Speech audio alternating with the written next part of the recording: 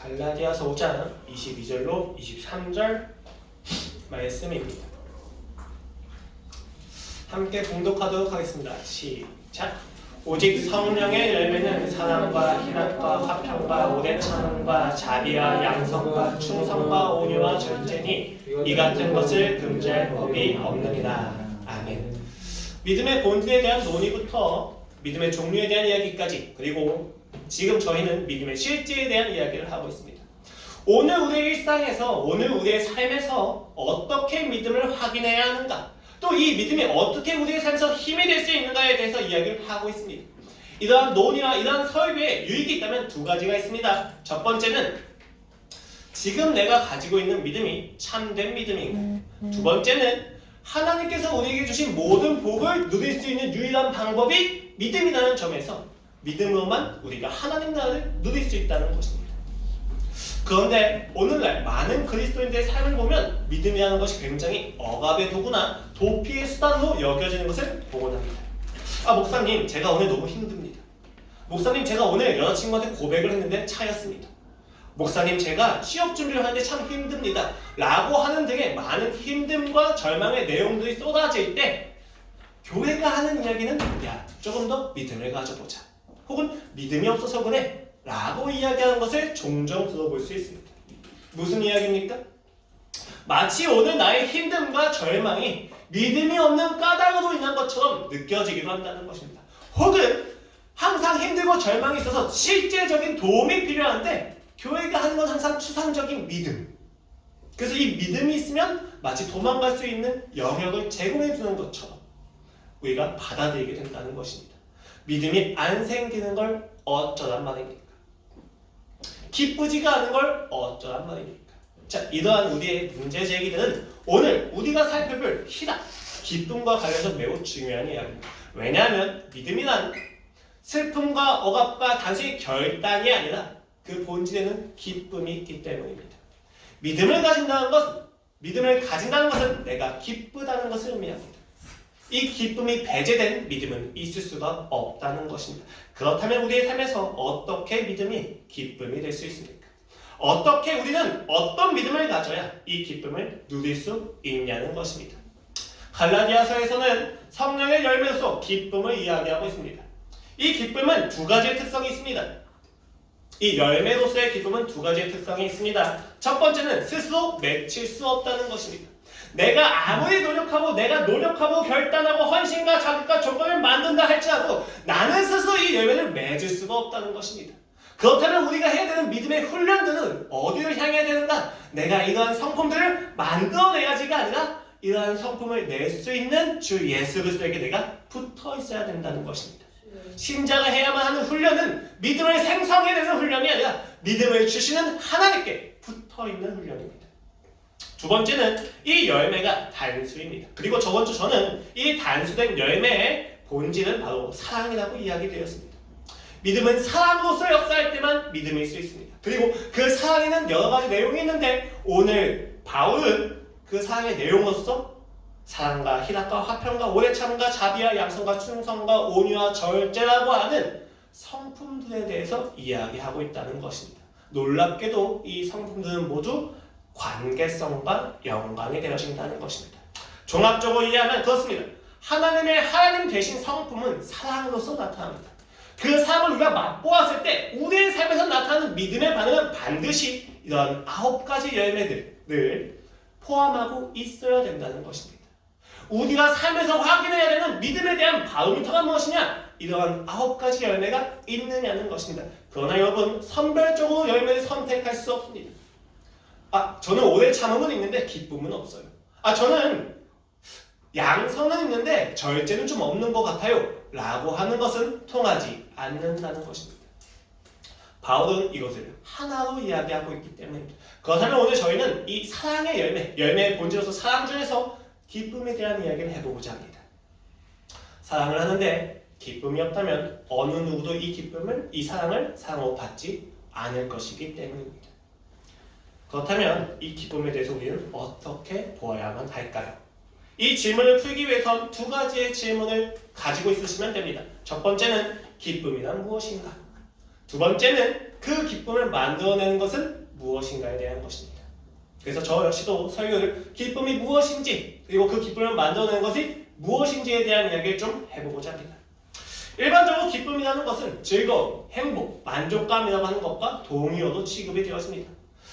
이러한 감정은 육체적인 관점에서는 쾌감, 혹은 철학적인 관점에서는 행복과 만족, 그리고 심리학적인 관점에서는 그 욕구가 충족될 수 있는 어떠한 상태에 대해서 이야기하고 있습니다.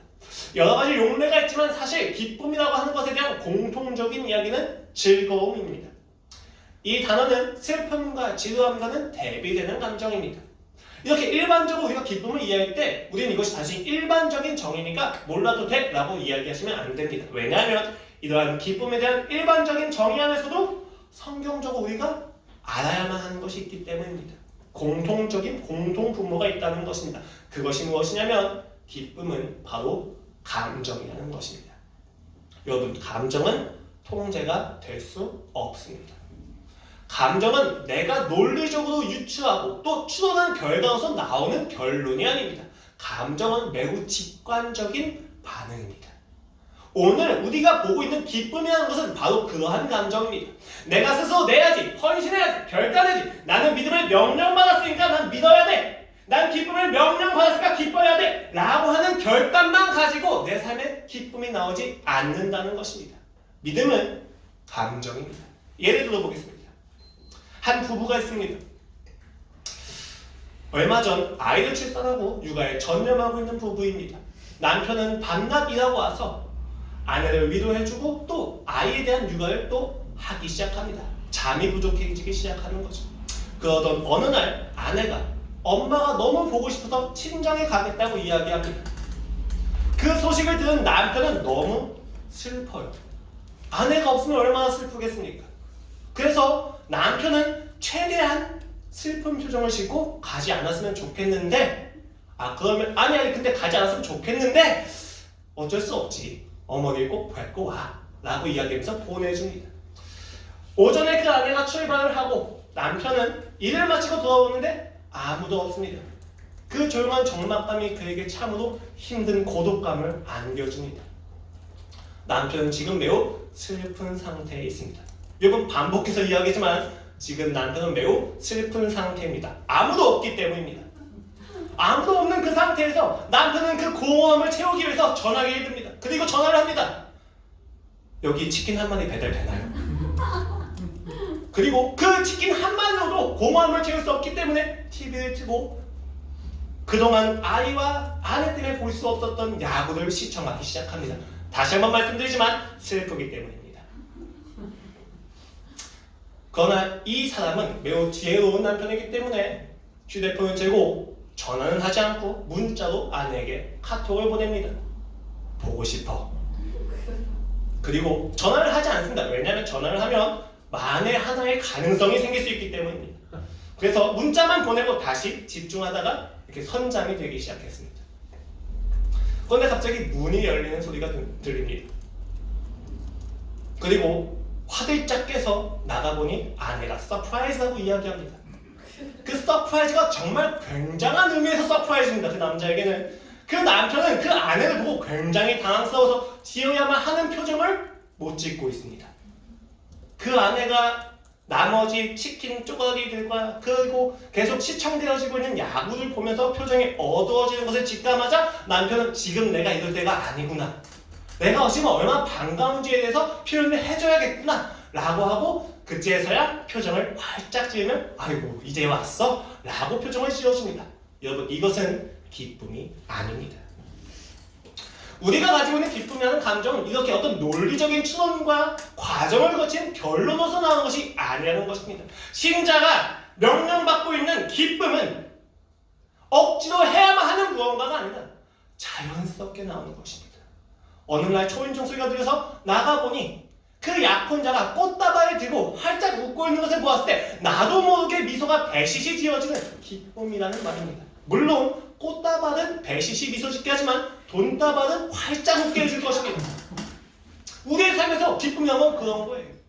나도 모르게 만족할 때 막을 수 없는, 통제할 수 없는 어떠한 감정이라는 말입니다. 오늘 성경은 우리한테 이 기쁨을 이야기하고 있습니다. 감정입니다. 통제할 수 없습니다. 너희가 주 하나님을 알면 너희는 너희의 심령에서 결코 막을 수 없는 기쁨이라는 것이 존재한단다 라고 이야기하고 있다는 것입니다. 그런데 성경이 이야기하는 기쁨은 조금 더 나아갑니다. 오늘 본문에서 이야기하는 기쁨이라는 단어는 카라라고 하는 단어인데 사실 신약 성경에서는 기쁨을 이야기하는 게 굉장히 많은 단어가 있습니다. 그런데도 불구하고 카라가 제일 많이 쓰이는데 매우 일상적인 용어입니다. 이 카라가 어느 용례에서 쓰였는지가 더 중요한데 신약 성서 안에서는 굉장히 많은 문맥 안에서 쓰여요. 첫 번째는 그 구세주가 오신 소식을 들었을 때, 혹은 예수 그리스도의 삶을 바라보고 있는 제자들의 삶에서, 혹은 비유 안에서는 잃어버린 것을 찾았을 때 그 잃어버린 것을 찾은 사람의 마음에 기쁨이 있다라는 증거로 쓰입니다. 이러한 용례들은 저희가 알고 있는 기쁨의 용례들과 크게 다를 것이 없습니다. 그런데 이상한 구절들이 있습니다. 베드로전서 1장 6절 말씀입니다. 그러므로 너희가 이제 여러 가지 시험으로 말미암아 잠깐 근심하게 되지 않을 수 없으나 오히려 크게 기뻐하는도다. 야고보서 1장 2절 말씀입니다. 내 형제들아 너희가 여러 가지 시험을 당하거든 온전히 기쁘게 여기라. 여기 이야기하는 시험은 기말고사, 중간고사가 아니에요. 그들이 실제로 마주하고 있는 박해와 핍박들입니다. 사도행전 5장 41절은 더욱 노골적으로 이야기해줍니다. 사도들은 그 이름을 위하여 능력받는 일에 합당한 자로 여기심을 기뻐하면서 공의 앞을 떠나니라. 심지어 바울은 자신의 연약함마저도 기쁨이라고 이야기합니다. 우리가 약할 때 너희가 당한 것을 기뻐하고 또 이것을 위하여 구하니 곧 너희가 온전하게 되는 것이다. 이상한 이야기입니다. 결코 기뻐할 수 없는 상황들입니다. 나의 감정이 기쁨이라는 감정을 생성해낼 수 없는, 반응해낼 수 없는 상황들과 고난들이 가득합니다. 그런데 성경의 저자들과 사도들은, 제자들은 기뻐한다는 것입니다.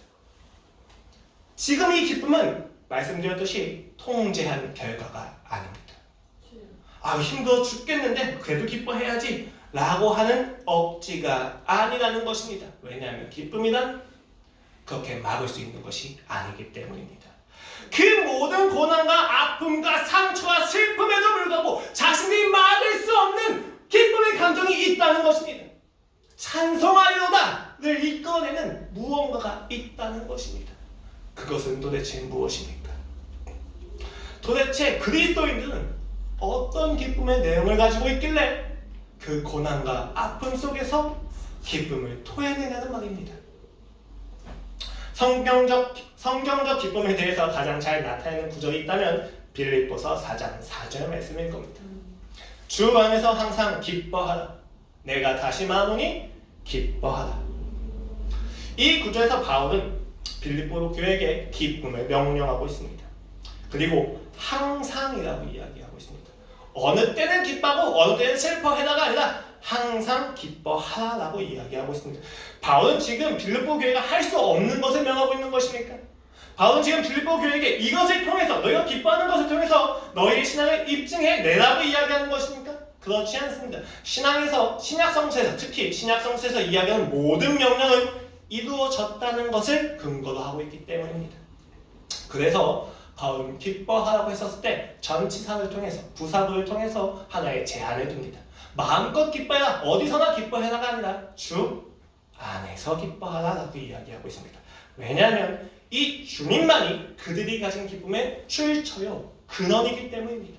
생수의 근원을 떠나서는 물을 생성해낼 수가 없다는 것입니다. 너희는 오직 주 안에서 기뻐하라. 너희가 세상의 기쁨과 다른 구별 중에 한 가지 있다면 그것은 바로 주 안에서 기뻐하는 것이란다 라고 이야기하고 있는 것입니다. 어떤 상황이든 상관없습니다. 주 안에 있을 수 있는 상황이라면 그리스도인들의 기쁨을 막을 수 있는 것은 없다는 것입니다. 요한복음 16장 20절로 22절에서 예수님께서 이렇게 이야기하십니다. 내가 진실로 진실로 너희에게 이르노니 너희는 곡하고 애통하겠으나 내가 십자가를 지면 너희는 슬퍼하고 세상은 기뻐할 거다. 그러나 너희는 근심하겠으나 너희 근심이 도리어 기쁨이 되리라. 여자가 해산하게 되면 그때가 이르렀으므로 근심하나 아기를 낳으면 세상에 사람난 기쁨으로 말미암아 그 고통을 다시 기억하지 아니하느니라. 지금은 너희가 근심하나 내가 다시 너희를 보리니 너희 마음이 기쁠 것이요 너희 기쁨을 빼앗을 자가 없느니라.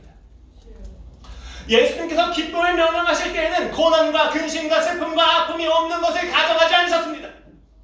예수께서 기쁨을 이야기하실 때는 자신의 십자가 사역으로 인해서 그들이 얼마나 슬퍼하고 아파하며 근심할지 인해서 이미 가정하고 계시다는 것입니다. 오늘 여러분의 삶에서 근심과 걱정이 있다고 해서 기쁨이 없다고 생각하신다면 오산입니다. 하나님은 반드시 그 근심과 걱정을 기쁨으로 전환시킨다는 것입니다. 근데 무엇이 그것을 전환시킵니까? 십자가에서의 죽음의 의미가 부활을 통해서 그들에게 드러났을 때 그들은 자신의 근심을 기쁨으로 바꿀 수 있게 된다는 것입니다. 십자가 사건이 그들에게 기쁨을 준다는 것입니다. 성경이 말하는 기쁨과 세상이 말하는 기쁨이 무슨 차이가 있습니까? 성질과 어떤 질적인 차이 분명히 있을 수 있습니다. 그러나 사실 공통적인 기쁨입니다. 감정이기 때문입니다. 그러나 가장 다른 것은 출처입니다. 세상은 사라질 것에 대해서 기뻐합니다. 이 세상에 정이 드는 것입니다. 그러나 그리스도인들은 세상이 아니라 주 예수 그리스도로부터 기쁨을 획득합니다. 얻어내는 것입니다. 아, 주님만이 나의 진정한 기쁨이시구나. 그 안에서 우리는 절망과 박해와 시험 속에서도 기쁨을 잃지 않을 수 있다는 것입니다. 왜냐하면 우리를 박해하는 것은 일시적이지만 우리를 기쁘게 하는 출처는 영원하기 때문입니다. 그렇다면 우리는 이제 자연스럽게 이러한 의문을 가지게 됩니다. 무엇이, 예수 그리스도의 무엇이 우리에게 기쁨을 주는가? 라는 질문입니다. 빌립보서 1장 18절 말씀입니다. 그러면 무엇이냐? 거칠어도 하냐? 참으로 하나? 무슨 방도로 하든지 전파되는 것은 그리스도니 이로써 나는 기뻐하고 또한 기뻐하니라. 빌립보 교회에게 편지를 보낸 당시 바울은 감옥에 있었습니다. 그 감옥에 있었을 때 그를 공격하고 그를 싫어하던 모든 그리스도인들이 그가 감옥에 갇힌 것을 기뻐하면서 그를 공격하기 위해서 자신이 얼마나 복음을 잘 전하는 사람인지를 입증하기 위해서 전도하고 다녔습니다. 그것을 본 제자들이, 바울의 제자들이, 아니 바울 선생님, 당신을 공격하려고 그들이 거짓된 복음처럼 거짓된 동기와 열심을 가지고 이렇게 열심히 전도하니 저희 마음이 참 아픕니다 라고 이야기를 전하자 바울이 이야기하는 것입니다. 아유, 야, 거칠애로 하든 형식적으로 하든 진짜로 하든지 간에 어떤 방법으로 하든지 간에 그리스도의 이름이 전파되는 것이 나는 기쁘고 또 기쁘단다 라고 하고 있다는 것입니다. 이러한 여유는 어디에서 발생하는 것입니까? 이어지는 19절 말씀입니다. 이것이 너희의 간구와 예수 그리스도의 성령의 도우심으로 나를 구원에 이르게 할 줄 아는군. 여기는 접사 4가 생략이 돼서 사실은 왜냐하면 이것이 라고 이렇게 넘어간다고 생각하시면 됩니다. 내가 왜 기쁘냐? 결국은 예수 그리스도의 성령이 나를 구원에 이르게 할 것이기 때문이란다 라고 이야기한다는 것입니다. 여기 이야기하는 구원은 바울이 지금 감옥에 갇힌 것이 결국엔 금방 풀려날 것이다 라고 하는 기대가 아닙니다. 만약 그렇다면 바울은 그 다음 구절에서 죽음에 대해서 이야기하진 않았을 것입니다. 바울이 여기서 이야기하는 구원은 마지막 그날 예수 그리스도께서 다시 오신 그날에 자신이 얼마나 기뻐할지에 대해서 이미 알고 있었다는 것을 의미합니다. 그날에 대해서 계시록은 이렇게 표현합니다. 21장 말씀입니다. 또 내가 새 하늘과 새 땅을 보니 처음 하늘과 처음 땅이 없어졌고 바다도 다시 있지 않더라. 또 내가 보매 거룩한 성 새 예루살렘이 하나님께로부터 하늘에서 내려오니 그 준비한 것이 신부가 남편을 위하여 단장한 것 같더라. 내가 들으니 보좌에서 큰 음성이 나서 이르되 보라 하나님의 장막이 사람들과 함께 있음에 하나님이 그들과 함께 계시리니 그들은 하나님의 백성이 되고 하나님은 친히 그들과 함께 계셔서 모든 눈물을 그 눈에서 닦아주시니 다시는 사망이 없고 애통하는 것이나 곡하는 것이나 아픈 것이 다시 있지 아니하리니 처음 것들이 다 지나갔습니다. 그날의 눈물은 사라질 것입니다. 모든 오해와 억울함 속에서 그는 구원의 날에 그 억울함에 대해서 개의치 않을 것입니다. 왜냐하면 그날에는 신부된 자신이 신랑 되신 하나님과 함께 있을 것이기 때문입니다. 신약사신 전반에 깔려있는 중요한 사상 중에 하나는 바로 이 종말론입니다. 그들 안에는 임박한 종말론, 곧 예수께서 오실 거다라고 하는 기대가 팽배했습니다. 그러나 그 사도들이 계속 죽어나가자, 그것을 믿는 사람들이 죽어나가자 그들의 삶에서 예수님께서 안 오신 걸 어떻게 합니까? 라고 하는 지연된 종말론도 나타나기 시작합니다. 하지만 중요한 것은 그들의 믿음에 단 한 번도 그가 다시 오시리라 라고 하는 믿음이 접어져진 적은 없다는 것입니다. 바울이 왜 기뻐할 수 있습니까? 그 억울함 속에서 그가 기뻐할 수 있는 이유는 무엇이었습니까? 그 복음이 전해지면 전해질수록 그 예수 그리스도께서 다시 오실 그날이 기대되기 때문입니다. 예수님께서 복음이 전해진다면, 예수 믿음이 전해진다는 얘기는 그들이 열심을 가졌다가 아니라 하나님이 그런 그들의 그릇된 동기를 가지고도 예수 그리스도의 이름을 전파하고 계십니다. 역사하고 계신다는 것을 그는 알고 있었습니다. 그 역사가 더해질수록 그는 보는 것입니다. 예수님이 이제 곧 오시겠구나. 예수님이 반드시 오시겠구나. 그 종말에 대한 기대 앞에서, 그 구원 앞에서 그는 기뻐할 수 있는 것입니다. 여러분, 신자가 오늘 겪는 고통이 끝이 아닌 이유가 무엇입니까? 우리는 이미 승리를 얻었기 때문입니다. 아멘. 그가 다시 오실 것이기 때문입니다. 그토록 기다리고 기다리던 그 모든 아픔 속에서 언제까지입니까? 라고 질문을 던지면서 바랬었던 그 신랑 되신 예수님께서 반드시 오실 것을 우리는 알고 있기 때문입니다. 종말에 대한 기대, 예수님이 다시 오실 것에 대한 기대가 오늘 우리의 삶에서의 고통과 고난을 이겨내게 해준다는 것입니다. 그러나 이것만 가지고는 불안합니다. 세상의 다른 종교들 역시도 종말에 무언가가 일어날 거라고 하는 묵시적인 기대를 가지고 기쁨을 누리는 척하고 있기 때문입니다. 그렇다면 그리스도인들이 가지는 기쁨의 진정한 근원은 무엇인가에 대해서 조금 더 깊이 나가도록 하겠습니다. 빌립보서 1장 20절로 21절 말씀입니다. 나의 간절한 기대와 소망을 따라 아무 일에든지 부끄러워하지 아니하고 지금도 전과 같이 온전히 담대하여 살든지 죽든지 내 몸에서 그리스도가 존귀하게 되게 하려 하나니 이는 내게 사는 것이 그리스도니 죽는 것도 유익합니다. 그는 자신의 죽음마저도 유익하다고 이야기하고 있습니다. 그 유익의 근거는 무엇입니까? 그리스도가 존귀하게 된다는 것입니다. 왜 그토록 바울은 그리스도가 높여지는 것을 원합니까? 그 이유는 간단합니다. 예수 그리스도의 십자가 사건이 약속의 성취이자 미래에 오실 주 예수 그리스도의 재림에 대한 보증이 있기 때문입니다. 여러분, 예수님께서는 구약에 있었던 모든 예언을 성취하신 결과로서 십자가에서 죽으셨습니다. 사실 예수님이 십자가에 못 박혀 돌아가실 때는 그 제자들은 도망가거나 울거나 슬퍼할 것이 아니라 모든 구약의 예언이 드디어 성취되는구나 라고 기뻐했어야만 했었습니다. 그 정도 예수 그리스도의 십자가에서의 죽음과 부활은 구약의 성취로서의 완벽한 실체였습니다.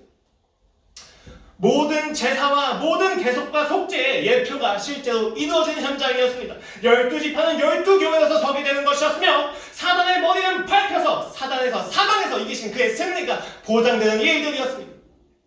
그 십자가 사건을 보았을 때 우리는 구약의 모든 예언이 성취되었다는 것을 확인하게 됩니다. 그리고 동시에 그 예언을 성취하신 하나님을 보면서 우리의 마음에는 그렇다면 그 예수님이 부활하셔서 또다시 우리한테 하신 그 약속, 다시 오시겠다고 하셨던 그 약속도 반드시 이루어지겠구나 라고 하는 신뢰를 얻는다는 것입니다. 약속이 성취되었다는 것은 거기서 끝났다는 것을 의미하지 않습니다. 약속이 성취되었다는 것은 그 약속을 하신 그 주체가 얼마나 신뢰할 만한 자인지, 얼마나 신뢰할 수 있는 자인지에 대한 보증과 함께 오기 때문입니다. 그 순간 신자는 십자가의 사건을 볼 때마다 자신의 죄가 용서된 것에 대한 기쁨과 동시에 하나님께서 결국엔 다시 이곳에 오셔서 나와 함께 하시겠구나라고 하는 믿음을 가지게 된다는 것입니다. 이사야서 53장 5절 말씀입니다. 그가 찔림은 우리의 허물 때문이요 그가 상함은 우리의 죄악 때문이다. 그가 징계를 받으면 우리는 평안을 누리고 그가 채찍에 맞으면 우리는 나음을 받았도다. 54장 말씀입니다. 두려워하지 말라. 네가 수치를 당하지 아니하리라. 놀라지 말라. 네가 부끄러움을 보지 아니하리라. 네가 네 젊었을 때의 수치를 잊겠고 과부 때의 치욕을 다시 기억하며 없으리니 이는 너를 지으신 이가 너의 남편이시다. 그의 이름은 만군의 여호와이시며 너의 구속자는 이스라엘의 거룩한 이시라. 그는 온 땅의 하나님이다. 일컬음을 받을 것이라. 구약 성경은 끊임없이 십자가 사건에서 이루어진 약속의 내용을 이야기하고 있습니다. 그런데 여러분 생각해 보십시오.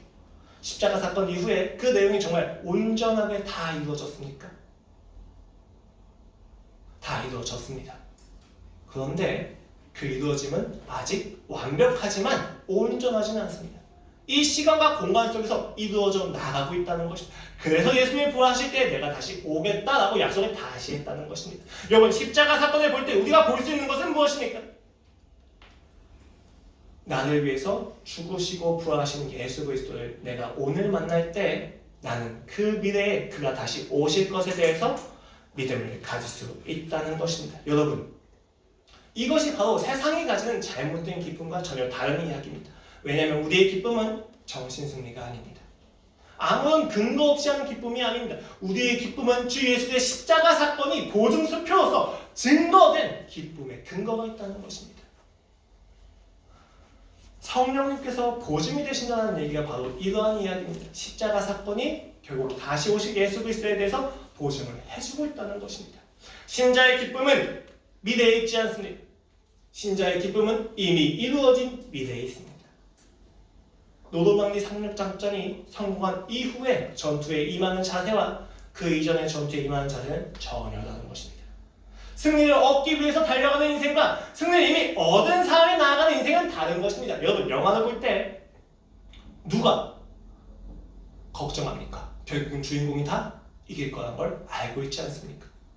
어벤져스를 보면서 저는 생각했습니다. 아무리 죽고 또 죽어도 결국은 타노스가 질 거라는 것을 저는 알고 있었습니다. 그렇기 때문에 필요 이상의 감정이입은 되지 않아요. 우리는 이미 이 땅에서의 스포일러를 당한 사람입니다. 결국은 예수님이 이길 거라는 것을 알고 있는 자들입니다. 그런데도 불구하고 오늘 우리의 삶에서 기쁨이 누려지지 않는다? 간단합니다. 그 보증수표이신 예수 그리스도의 십자가의 사랑을 내가 모른다는 것을 이야기합니다. 너무 상식적이고 식상하고 지루하며 예상이 가능한 대답입니다.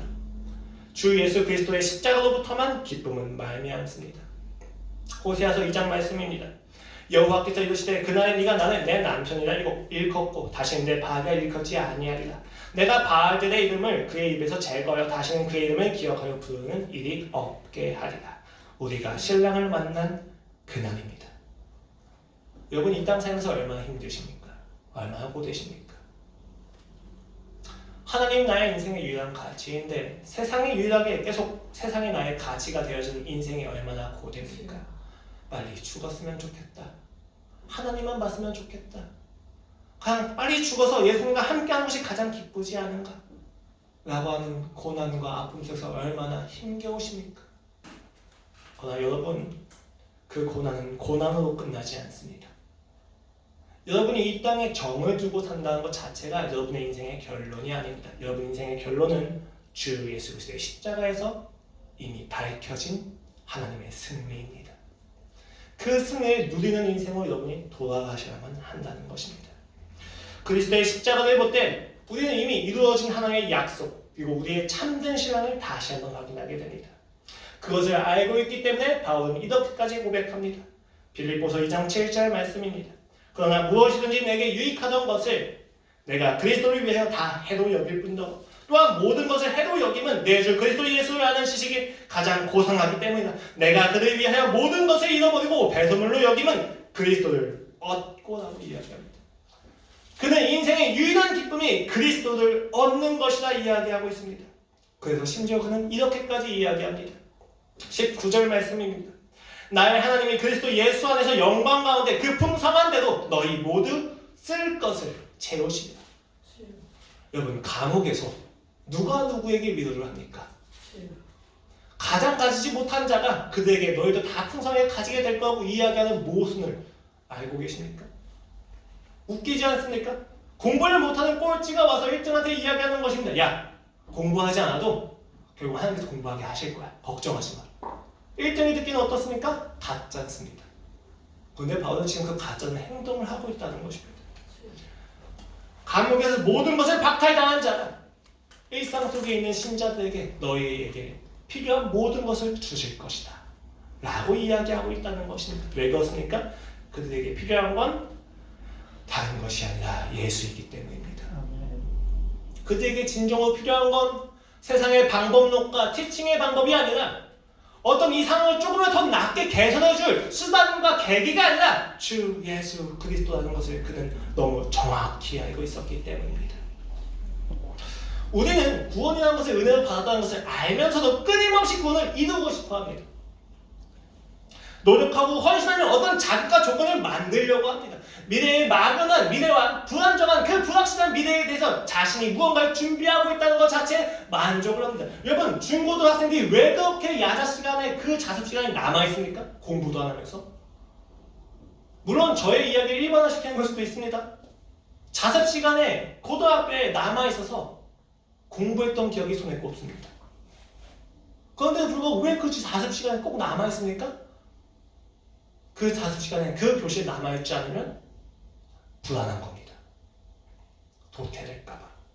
남들은 다 하는 것을 내가 하지 않을 때 나는 그 준비가 미약할까봐 불안한 것입니다. 우리는 우리의 구원도 그렇게 불안해합니다.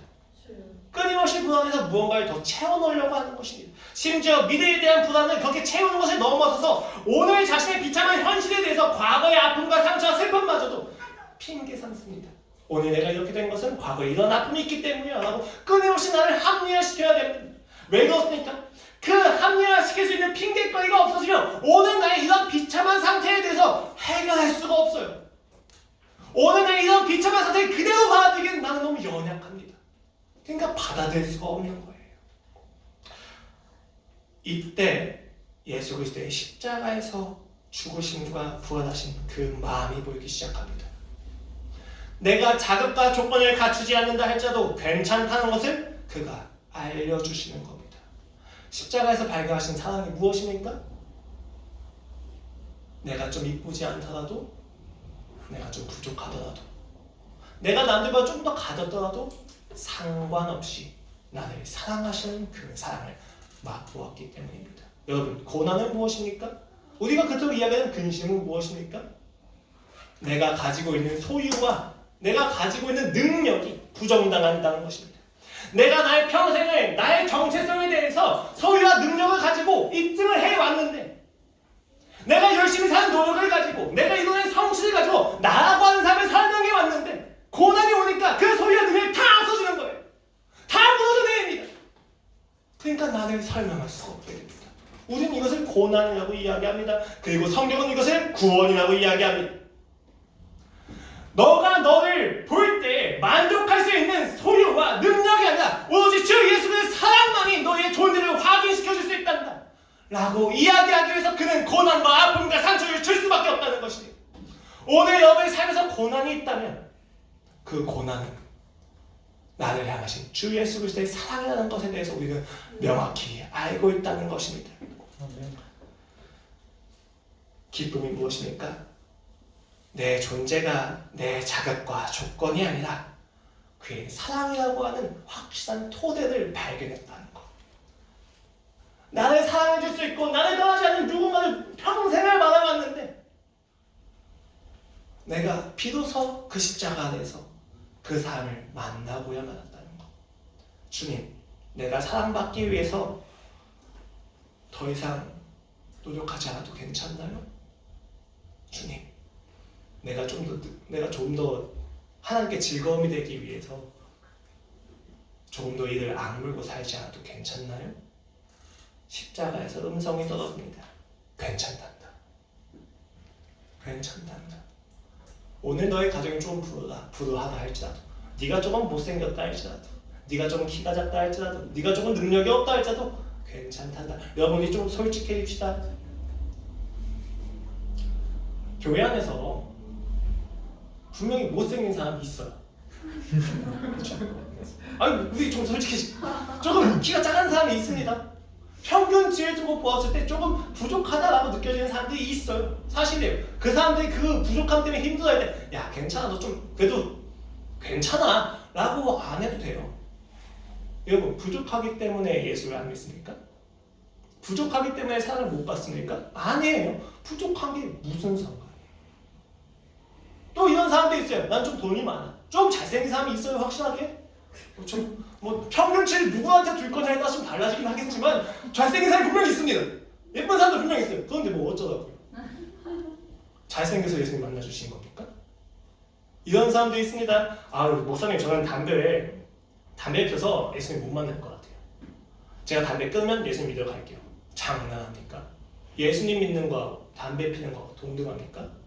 여러분, 담배는 펴도 지옥에 가지 않을 수 있지만 예수님은 안 믿으면 지옥에 갑니다. 그냥 몰래 피세요. 몰래 피면서 오시면 되지 왜 그것도 그렇게 갈등하십니까? 못생기면 어때요? 부족하면 어때요? 내가 부족한 것 때문에 구원을 못 받습니까? 내가 조금 노력이 없고 능력이 없는 것 때문에 주 예수께 상을 못 받습니까? 내가 조금 더 잘났다고 상을 더 많이 받습니까? 아니라는 거예요. 상관없이 사랑을 해주신다는 겁니다. 그게 바로 우리의 기쁨입니다. 한국 사회는 얼마 전까지 어제와 오늘 포기해서 미래를 이루려고 했습니다. 입신양면을 이루려고 했었습니다. 그런데 요새는 그 반작용은 오히려 과거와 미래를 포기하고 오늘을 쟁취하려고 합니다. 카르페 디엠, 욜로. 그러나 여러분 그것은 굉장히 헛됩니다. 오늘 모든 것이 탕진하고 탕진잼이라고 이야기하면서 다니는 그 모든 인생들이 결국 내일은 좋지 않은 오늘을 마주하고 있기 때문입니다. 그렇다고 해서 과거의 영광만을 가지고 살기에는 우리는 과거도 불우해요. 과거도 기쁘지가 않단 말이에요. 우리는 도대체 어떻게 해야 기쁠 수 있습니까? 십자가에서 과거와 현재와 미래가 통합됩니다. 2000년 전 과거에서 주 예수 그리스도께서 모든 약속을 성취하신 그 사건이 오늘 나의 삶에서 미래에 그가 다시 오실 것에 대해서 보증하는 것이지만 나의 오늘은 의미를 가지게 된다는 거예요. 과거를 삭제하지 않아도 괜찮습니다. 미래를 포기하지 않아도 괜찮습니다. 그 과거에서 이미 이루신 모든 승리 안에서 우리는 이미 승리한 오늘을 가지고 있기 때문입니다. 여러분의 오늘이 일상이 왜 소중한지에 대해서 우리는 알아야만 합니다. 이 모든 과거와 현재와 미래가 통합된 주 예수 그리스도의 십자가로 돌아가십시오. 식상합니다. 지루합니다. 저도 설교를 준비하면서 이거 또 얘기하고 또 얘기해야 되네. 뭐 설교 때마다 똑같은 얘기 계속 해야 되네. 계속 해야만 합니다. 강조할 수밖에 없어요. 여러분이 십자가에서 예수 그리스도를 만나지 못한다면 어느 것도 소망이 없습니다. 아무리 좋은 방법론, 부부관계에서의 부부학교, 자녀학교, 인간관계도 다 필요 없습니다. 해서 뭐 할 건데요? 내가 예수를 모르면 무엇을 하겠습니까? 십자가에서 예수 그리스도를 만나셔야만 합니다. 기쁨이란 무엇입니까? 통제할 수 없는 감정입니다. 그렇다면 성경에서 이야기하는 기쁨이란 무엇입니까? 고난과 박해와 그 모든 상황과 조건의 압박 속에서도 통제할 수 없는 기쁨이 있다는 것이 바로 성경에서 이야기하는 기쁨입니다. 이것이 어떻게 가능합니까? 그리스도인이 바라보는 그날, 정말 주 예수 그리스도께서 다시 오실 그날이 있기 때문에 가능합니다. 그 날에 대한 믿음이 있기 때문에 가능합니다. 그런데 그것이 어떻게 정신승리에서 그치지 않을 수 있습니까? 과거에 이루신 십자가의 사랑이 결국은 성취라는 점에서 그 미래에 대한 보증이 된다는 점에서 우리는 정신승리에서 그치지 않습니다. 그 사랑을 보면서 우리는 나의 존재와 구원이 그의 사랑에 근거하지 나의 사랑과 나의 헌신과 나의 노력에 근거하지 않는다는 것을 다시 한번 확인합니다. 그렇게 다시 한번 우리는 그날을 바라보게 되면서 오늘 살아가고 오늘 속에서 예수님을 만났을 때 기뻐하는 것입니다. 예수님을 만난다는 것은 단순히 나를 사랑하신 어떤 한 분이 아니에요. 예수님을 만난다는 것은 내가 나의 인생의 모든 책임이 그가 다 책임지고 계시다는 겁니다. 내 미래에 대한 불안을 날려버릴 수 있는 존재예요. 내 과거에 대한 아픔과 상처에 대한 얽매임을 날려버릴 수 있는 존재를 만났다는 것입니다. 예수님을 만났다는 것 우습게 보지 마십시오. 우리는 한참 멀었습니다. 저는 한참 멀었습니다. 더 깊이 알아야 합니다. 그 기쁨은 사랑에 있어서 매우 중요한 요소입니다. 그리고 이것이 우리의 삶에서 실체가 된다면 이렇게 이야기되어질 것입니다. 저는 지금 사랑 안에서 기쁨이 있어야 된다는 것을 이야기했습니다. 그리고 그 사랑 안에서 기쁨이 있었을 때 우리의 신자의 현실에서 어떻게 나타나느냐? 보상을 바라지 않게 됩니다. 요구하지 않게 됩니다. 좀 이런 경우가 있어요. 열심히 막 사랑을 했는데 그 상대가 내가 사랑하는 반응이 안 나오는 거예요. 그때 우리가 하는 마음이 뭐예요? 내가 사랑했잖아. 싸우면 무슨 이야기 합니까? 내가 너를 사랑해서 이러한 일을 했잖아. 그러니까 너도 이러한 일을 해줘야지 라고 이야기하는 것입니다. 사랑을 하는 것이 아닙니다. 사랑의 의지는 있죠. 주장은 합니다. 하지만 사랑을 하는 것은 아닙니다. 그것은 무엇입니까? 사랑을 요구하는 것입니다. 내가 받고 싶은 사랑을 내가 미리 제공을 해서 이루려고 한다는 것입니다. 여러분, 사랑에 기쁨이 있다는 것은 여유가 있다는 거예요. 제가 가끔 하는 말인데 저는 실제적으로 저희 삶에서 인격이 되지 않기 때문에 말로라도 이야기합니다. 사람들이 저한테 어떤 걸 부탁해요? 과제를 부탁하고 심지어는 사실 뭐 학교에서 과제 자체를 대신 써달라고 하는 사람도 있어서 대신 써준 적도 있어요. 뭐 좋은 이야기는 아니지만 저는 그냥 저한테 유익하다고 생각하기 때문에 그렇게 했습니다. 그렇게 하는 사람들이 이야기하면 진짜 고마워. 사실 너무 고생했다. 힘들었지. 라고 아니야 난 나의 기쁨이야. 라고 거짓말을 합니다. 왜 거짓말이라도 해야 돼요? 근데 기쁨은 뭐예요? 기쁨은 굳이 보상을 요구 안 해요. 왜 그럴까요? 이렇게 생각하시면 쉽습니다. 여러분 미술 작품을 보러 미술관에 갔습니다. 미술관에 갔을 때 돈을 내죠. 그 돈을 낸 것에 대해서 보상을 받고 싶은 욕구가 있습니까? 없습니까? 있죠. 그 욕구를 어디서 받아요? 미술 작품을 보면서 받습니다.